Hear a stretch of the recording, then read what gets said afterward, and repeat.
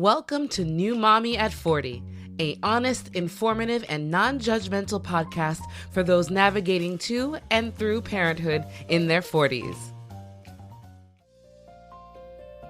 Hi friends, welcome to part 2 of our Black History Month and Valentine's Day special on Black maternal health, and I bring you this time my friend Tara Eudovique. Her story is a cautionary tale for women everywhere, especially for women of color. After being single for many years and being asked why, she finally found her Prince Charming, and together they decided to marry and start planning their family. Looking forward to the delivery of their rainbow baby, Tara and her husband entered the hospital anticipating what should be the happiest moment of their lives and instead found themselves in a nightmare. We'll talk about her delivery trauma and how she's turned her experience into a passion for helping women of color find their voices through their pregnancy and postpartum journey. It's my pleasure to introduce to you, Tara. One of the reasons I wanted to bring you on, as our friends heard in the intro, is that you had also a very interesting birth story, and also being a Yes. woman of a mature age for pregnancy anyway, and how difficult that time was for you, and how your advocacy really, I feel, definitely saved your life. There was something that you mentioned in our initial conversations about having this chat, but you were saying about there are people in your life that questioned why you hadn't had a child yet at your age, that I thought was interesting. So tell me about that. What was that Yes. about? Well, if you're a single woman, and I guess if you look what everybody says pretty, I guess social norm is that you must be married and have kids because that's what you're supposed to do. Mm-hmm. And I find it very interesting, the societal norms versus societal reality. That's not happening. And sadly, a lot of us, we're in the same boat. We're getting married later, we either have careers or we're doing other things, or it just didn't happen. Right. And for me, it didn't happen. I didn't know why it didn't happen. And people were like, why aren't you married? Well, if I knew, I would have done something about it. Right. I have no idea why. Yeah. And, it probably could have happened with some other people, but I'm looking at my life now and saying, would I really want that person to be my child's daddy? Yeah. And so I'm kind of glad it happened when it happened. I got married at 37, a mature bride, but I think that maturity helps because I had a better sense of who I am and who I was at the time. I knew what I wanted. We didn't have I guess a whirlwind fairy tale kind of romance like Cinderella. We had, it was a very mature kind of,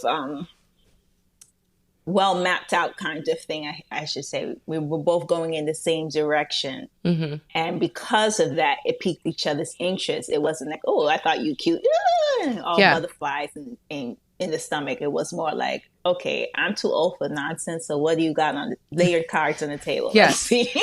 I found that that's the beauty too of dating later, is that you just it becomes what was part of charm and cuteness and all that stuff, and getting to know someone just seemed like fluff all of a sudden. It just wasn't the meat and potatoes of what you really wanted to get to when it came to dating somebody. It was just like, okay, I know who I am. I definitely know who I am.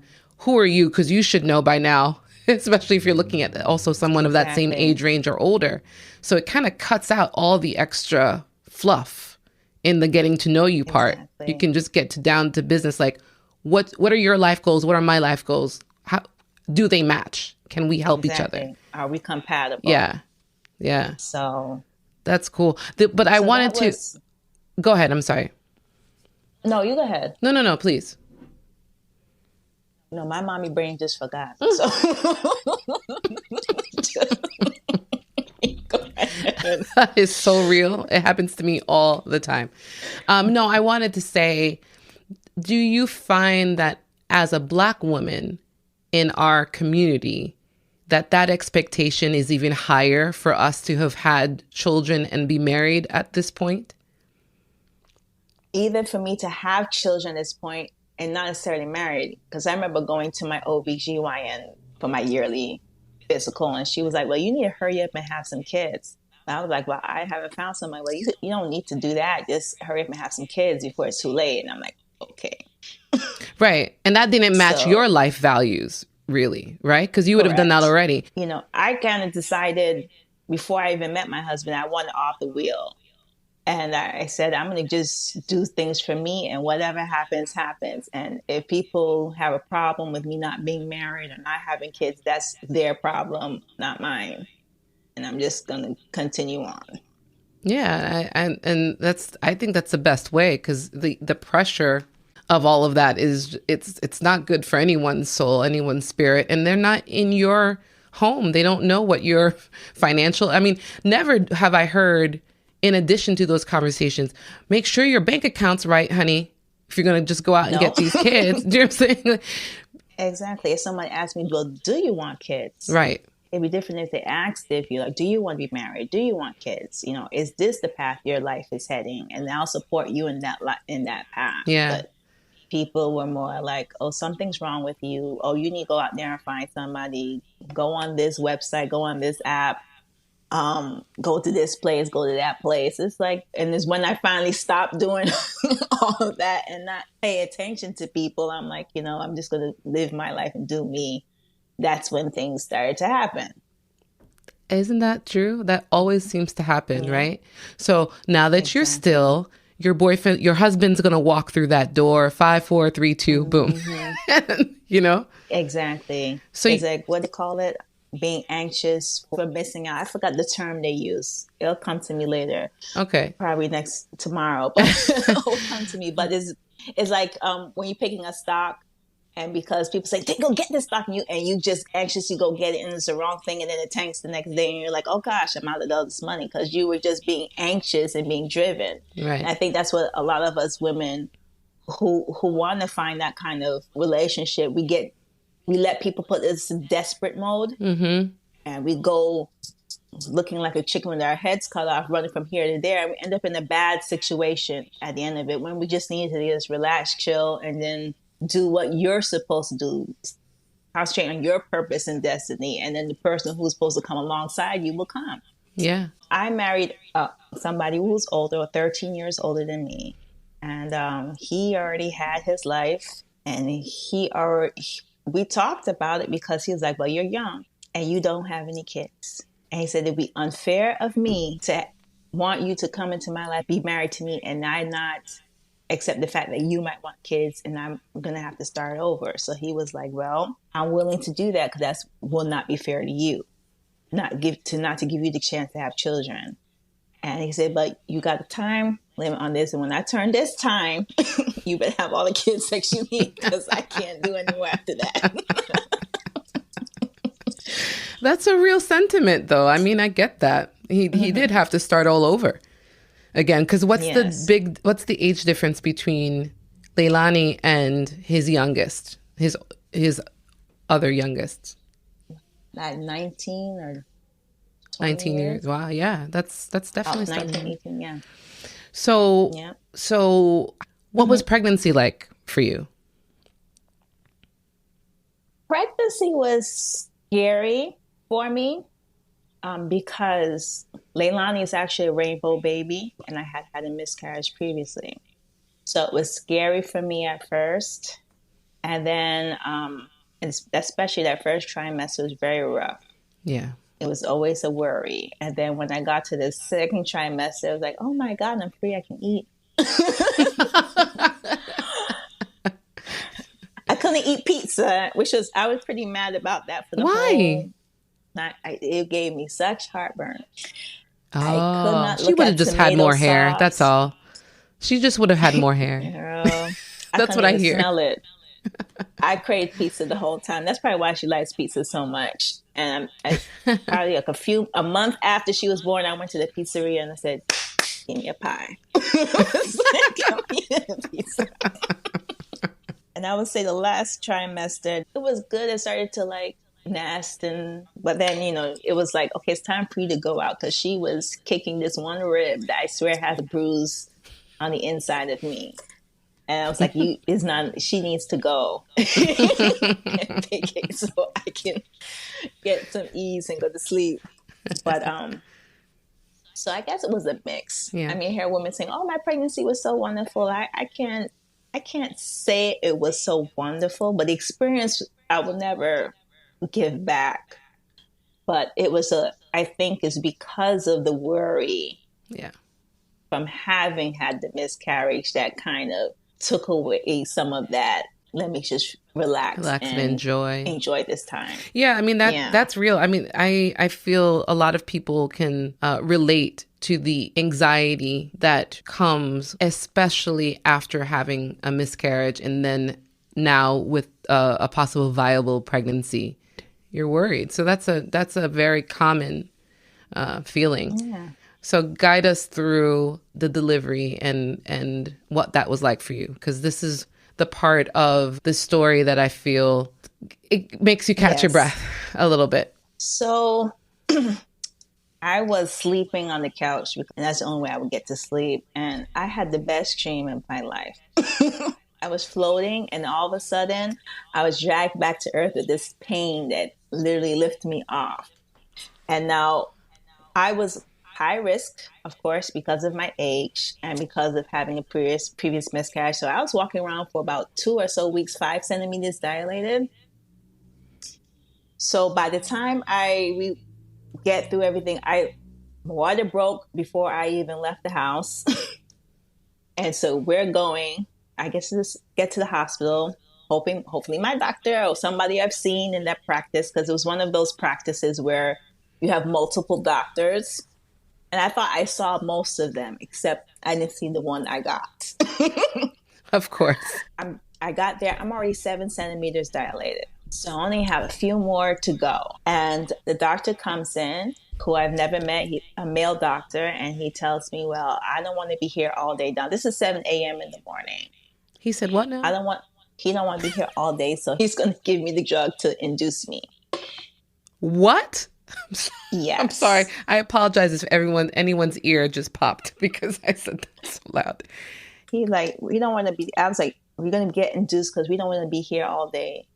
And I'm like, "Well, I'm already at 7 centimeters. Yeah, but it's going to take too long." But I feel like if he had let me do it, because I heard that drug actually makes it take longer. I was already doing fine by myself. Anyway. So I don't know what to say. In that practice, they had me fill out a lot of paperwork telling me, how I would like to be delivered and all of that stuff. I filled out all that paperwork. Everything was out the door. One of the requests I had was not to have me lay on my back for delivery because that induced panic attacks in me. And that's one thing he forced me to be on my back. So much so that I started to have a panic attack, and I was like kicking and wildly, like, my husband and the nurse had to like try to hold me down because I was in full panic mode. Wait, so you went in, let's just review. You went in with a clear birth plan. What is like Correct. 101 recommended to most women who are giving birth to have a birth plan.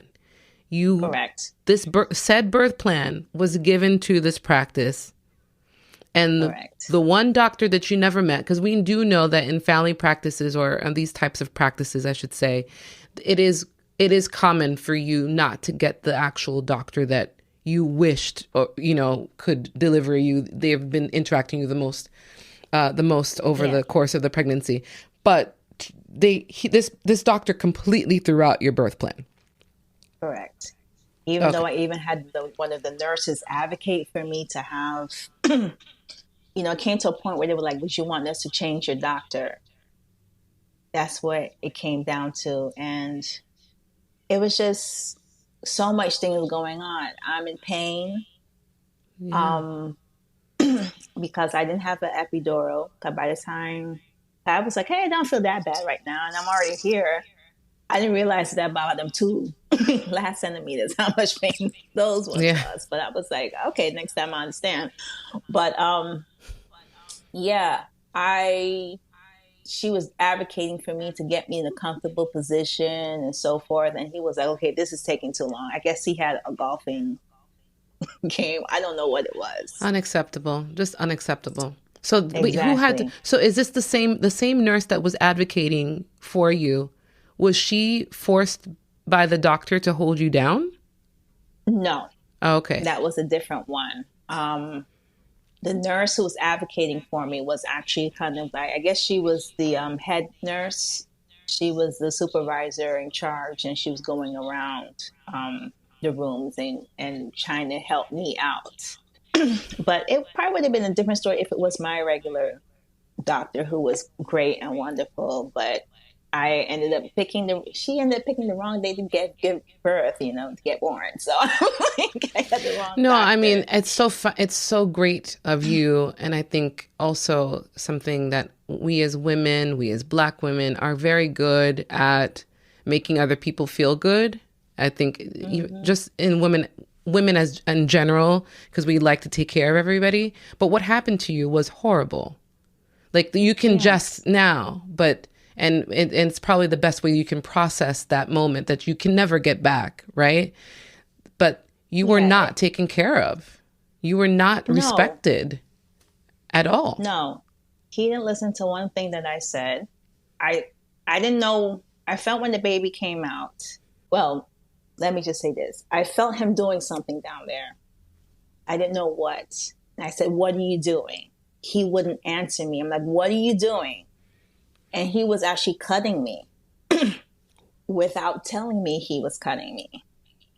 It'd be nice if he had said, "Okay, ma'am, because of the baby's head, I have to cut you." But my baby was small. She was like 5 pounds, 10 ounces. She was very small. And her head was small. So I don't believe I needed to be cut.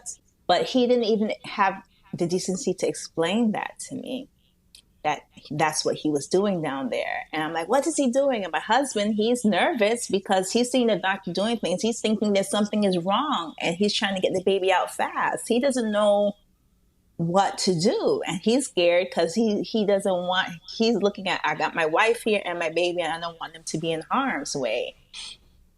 And so he cuts me. The baby's delivered. I'm like, what's happening?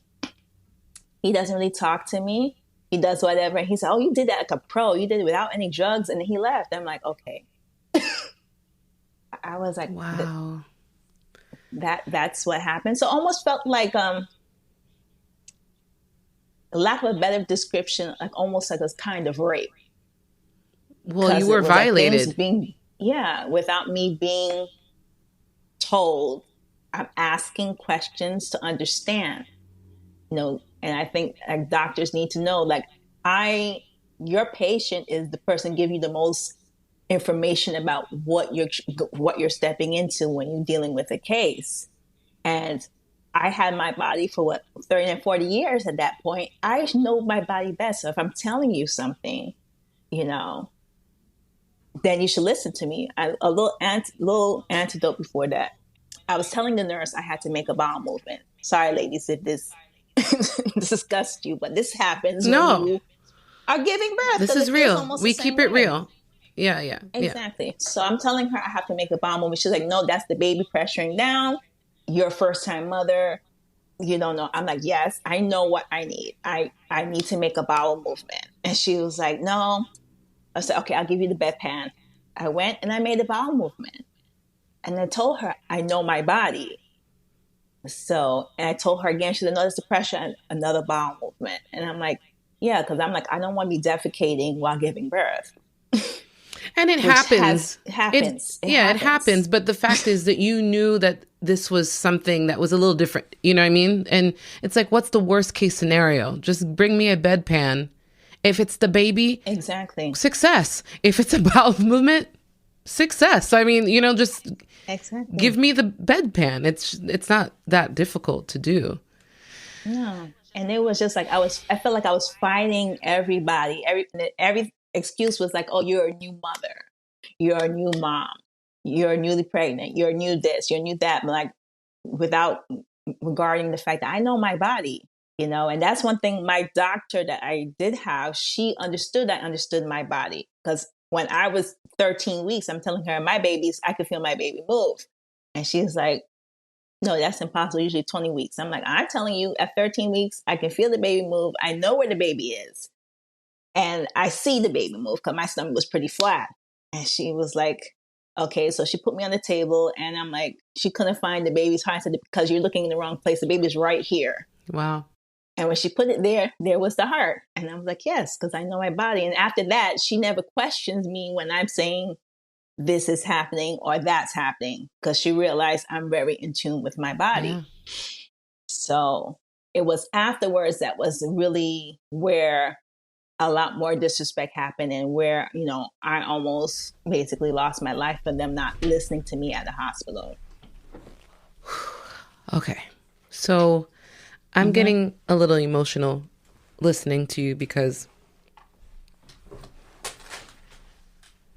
you're saying there's more disrespect, but I can't even understand how already what you had been through was already such a disrespect and a violation of your wishes, your body, your experience. That was so much for you to have to deal with at that time of bringing this joy into your life. I'm so sorry that you went through that. Thank you. Yeah. Because I felt like I was robbed from really enjoying giving this beautiful moment of welcoming my daughter into the world. I welcomed her with a panic attack, basically.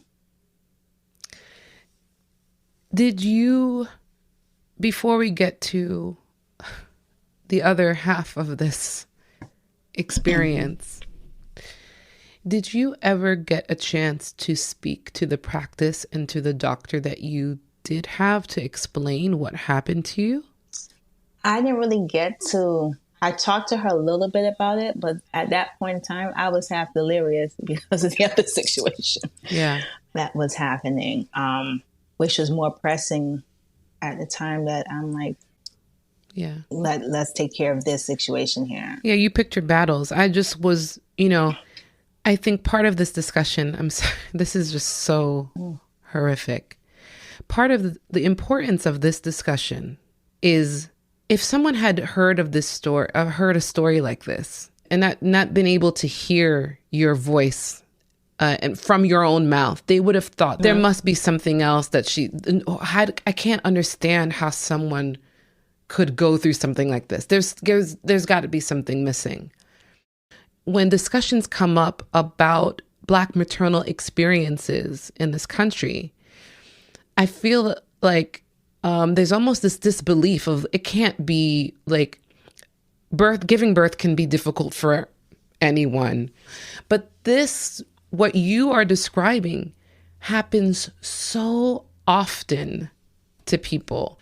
This is a very important story for people to hear. I want to thank you for your honesty and reliving this. So, thank you, because I'm sure this is difficult, but I really appreciate it. And I know our friends who are listening to this too really appreciate your candor. So now, I want other people to know about it so they can help themselves. Yeah. And also I want to take a moment to acknowledge the role of your husband in that room as someone who loves you so dearly, who has had other children, right? And he's in this space totally unable to help you, which is what a partner wants to do, especially men. They want to solve. And I can only imagine how difficult this was for him to watch you going through this and unable to help you or his baby in a manner that would make a difference, and having this doctor violate you in this way. I'm sure this was really difficult for both of you. So I want to acknowledge his pain and suffering too, as your partner. Whew. Okay. So Leilani's here. Did you Yes. get to hold her right away? Yes, I got to hold her, um, which was lovely, which was nice. And then, they had to take her from me because she had a little jaundice. So they just gave her some light therapy, which worked fabulous. And we rolled back into my room and I got to rest. So kept coming into my room, taking my blood pressure, but they wouldn't tell me what my blood pressure was. Okay. Because my blood pressure is pretty low, usually normally low, even when throughout my pregnancy it was low. It was like, it didn't even hit 100, the top number. It was over like 90, over 60 something. It was always low. So I'm like, okay. So they're like, oh, your blood pressure is good. And they kept going out. I had this woman keep forcing me to breastfeed. And I was very tired, which I didn't understand why I was so tired. But it's like, oh, it's because you're a new mother. But it felt weird. Okay. So I was like, okay. And I'm breastfeeding, trying to breastfeed, but nothing's coming. And it was like, it was almost to the point where it seemed like she was yelling at me, like, you better breastfeed. And I'm like, well, then get the baby formula. I'm like, if nothing's coming, give her food. I mean, and that was in itself was a whole nother pressure. I'm like, just give the baby food then. If I'm not producing enough milk, it hasn't come in yet. What am I supposed to do? Right. So that was interesting. And so I would say on the Friday, I noticed a lot of swelling. And so when it came to take my blood pressure, I was like, my legs and the incision that the doctor made doesn't feel right. And they were like, oh, it's because you gave birth naturally, it'll go down. I'm like, okay. So I'm continuing to do what they tell me to do, to wash myself and trying to pump and breastfeed and wake up every night because they have the baby right next to me and she has baby LoJack on her leg and stuff. And so I'm like, okay. And so I gave birth on the Thursday. On Saturday morning, now they want to discharge me. Now, I saw the doctor that Friday night, and I also told the doctor, hey, this doesn't look right. This is a different doctor. I've seen her before, but she and I wasn't as close as the doctor I usually saw. That was my primary OBGYN. And she was like, oh, that's normal. She didn't even look at it. And I'm like, okay. I'm like, okay. So I get out. I'm getting ready to go. I can barely put my clothes on because my legs are twice the size that they've been. Now, my pregnancy was strange for the fact that I didn't gain that much weight in my pregnancy because the first, I was just throwing up or I was not feeling well. I didn't want to eat. It was just really bad. The second part is probably where I gained some weight, I gained weight and I lost. But at the end of the day, I ended up, when I gave birth, I weighed less. Oh, wow. Than when I started. Before I was pregnant, I weighed less than that. So now for my legs to be, I can't get in my clothes because my legs are now swollen twice their size. I'm like, okay, this is not right. So I'm like, hey, can you call the doctor or somebody to come check me out because something's not right? Because not only are my legs swollen, the incision is swollen. So it looks like I have 4 lips in my vaginal area. Right. I'm like, something's not right. Oh, that's just normal because you gave birth naturally. Okay. So now we put the baby in the car. I'm trying now to sit in the car seat. It's painful. And everybody's telling me, oh, just take some Tylenol. You'll be fine. It's just a swelling from giving birth naturally. I'm like, okay. So Sunday comes around. I'm in pain all day. I can't do anything for the baby, really. I can barely breastfeed or do anything because I'm in a lot of pain. And I said, babe, we need to go to the doctor early in the morning. Now, we had an appointment for our baby in that afternoon, but I was like, before we do that, we need to go see my doctor. She needs to see me. So I get into the doctor's office. I can barely walk. He has to help me out the car. I can barely move. Get into the office. They had me cut the line, I guess, from patients who were there because they saw that I can't even sit in the waiting room. And the doctor looks at me. She said, "Okay, something's not right." And she said, "What happened in the office?" And I told her, everything is swollen. And now she's the first doctor while I was in the hospital for 3 days who actually looks at me.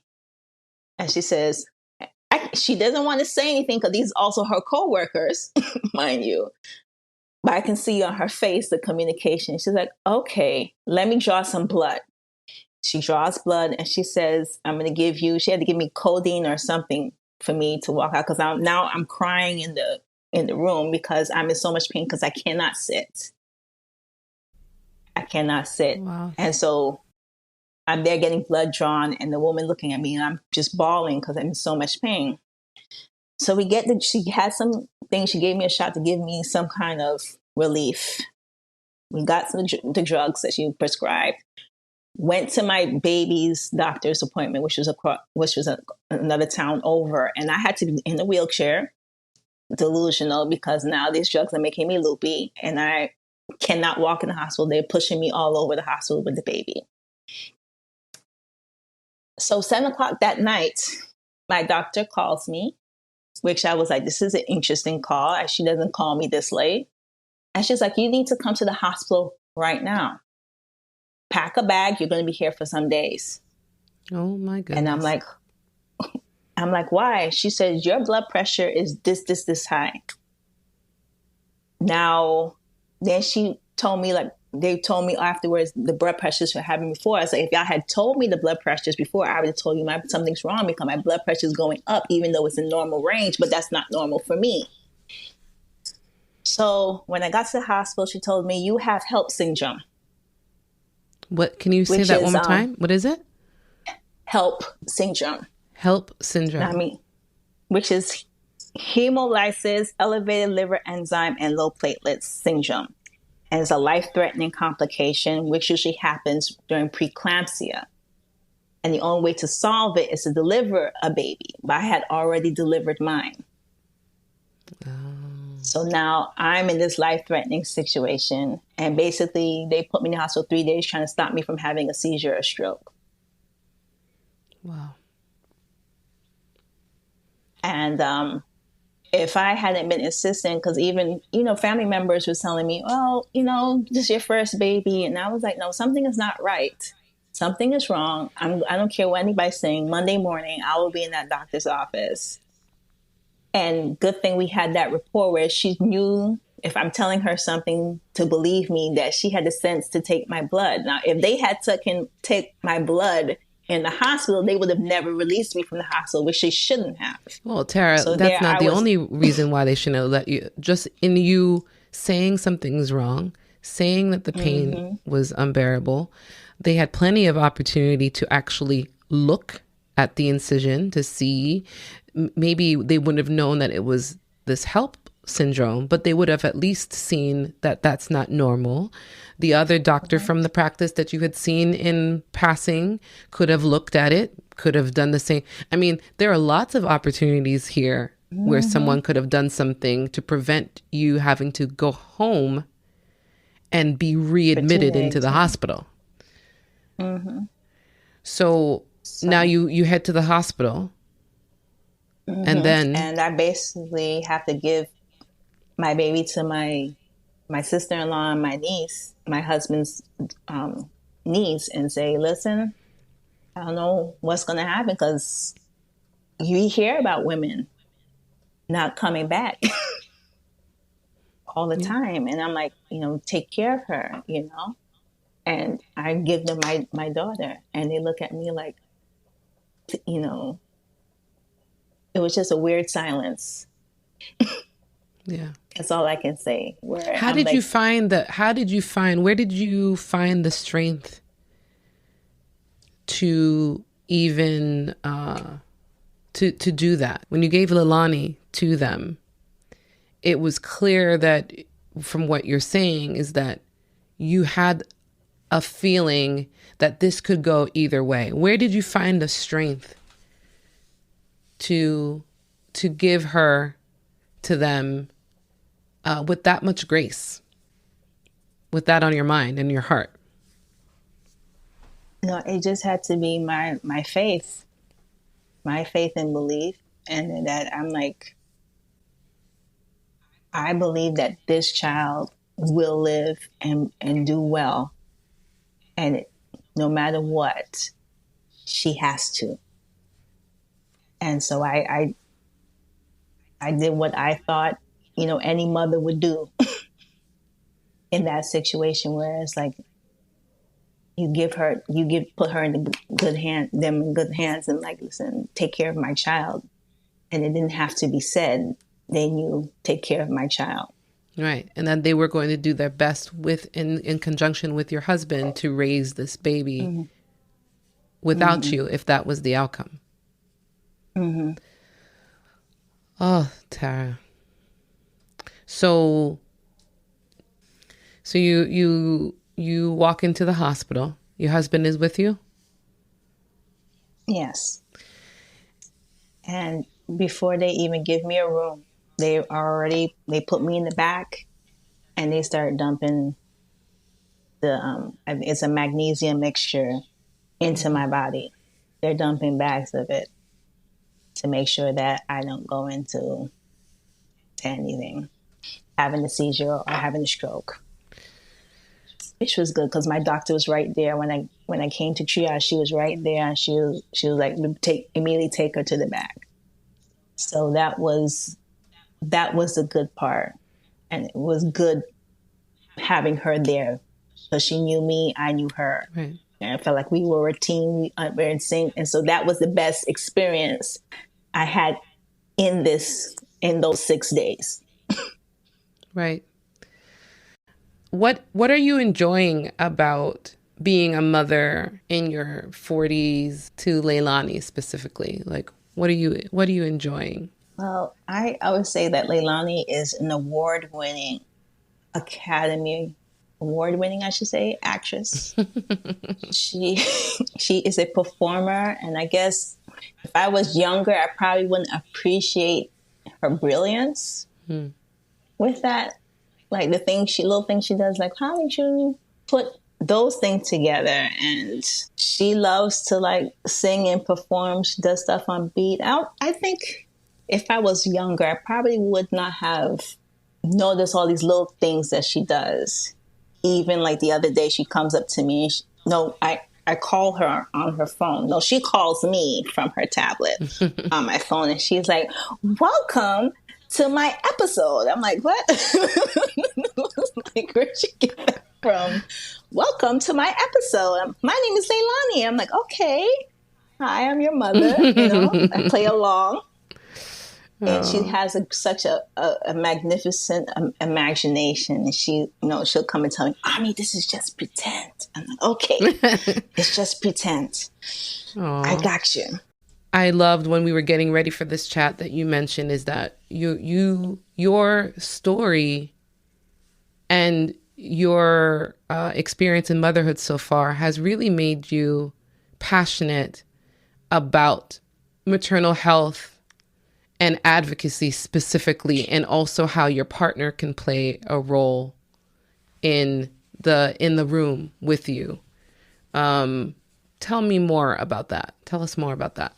Well, I think I would, in terms of advocacy for yourself, getting a team, understanding your OBGYN office, and making sure you know who that doctor on call could be, and that they understand you as well.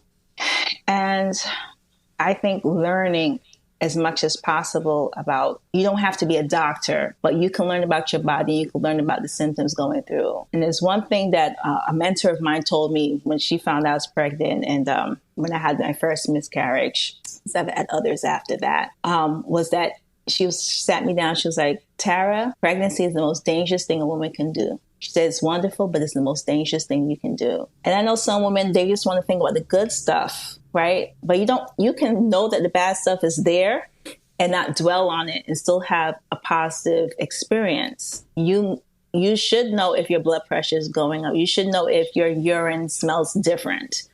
You should know if you see spotting, or if, what your blood pressure should be, the range it should be. You don't have to know everything. And, thank God I watch certain videos. My family is in the medical vision. I think it is important to be informed so that if something should happen out of the ordinary, or feel that you are in tune and that you are in a place to trust your intuition and your gut, wouldn't you say? And exactly. And that's another thing I would tell anybody about advocating for yourself. Don't care how stupid you look.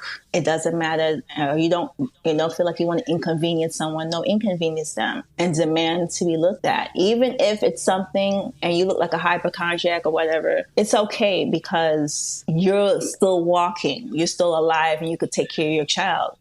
And I think about, there was a young lady, she didn't want to go to the hospital for whatever reason, and she ended up passing away. And her mother had to end up raising her child because, she had high blood pressure. She had just given birth, a Black woman. And so I'm like, we need to stop thinking like that. We have to, it doesn't matter if I look a fool. I'd rather be a live fool than a dead one. Yeah. I'm going to make as much noise as possible. And also, I think for my husband or other husbands out there or other partners out there, you don't need to be a doctor either, but you should know something about what the person could go through or what they could be experiencing. If you see something wrong, hey, your ankles look a little swollen today, you should be paying attention to those. Understanding, just being in tune with each other, and then asking the doctor, what are you doing? Backing up your partner, like, hey, she asked, what are you doing? What are you doing? I know now my husband knows because he's experienced it, but if we do over again, it'd be a whole different situation. It's like, yo, you're not doing that. You're going to have to explain to us why you're doing that. And if that doctor is worth anything, then they will answer you. And if not, don't be afraid to get rid of that doctor and say, you know what, I think we need a new doctor. If there's anything that you would want Leilani to know about her birth story, what is it that you would want her to know? What I would want her to know is that she was worth fighting for. So it didn't matter what was going to happen. I was going to fight to spend one more day with her. That's beautiful. It's better to look like a fool in front of the doctor and get it wrong than to be, suffering later. And you may not have the story of coming back. We don't want to think that way, but I'd rather look like a fool now. Oh, Tara, again, thank you so much for sharing your story. It still gives me goosebumps whenever I hear about what you went through, and I'm so glad that you followed your intuition.